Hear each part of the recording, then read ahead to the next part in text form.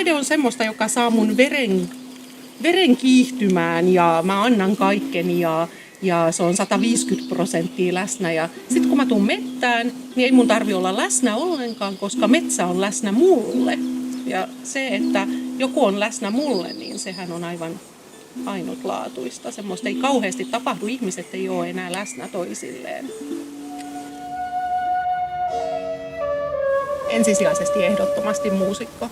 Mä nautin opettamisesta, mutta se, että mä saan esiintyä, niin se on mun elämän suola.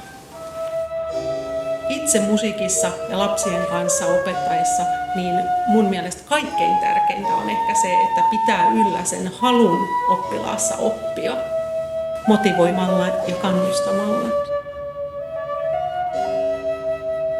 Mielen tyyneyttä ja rauhaa.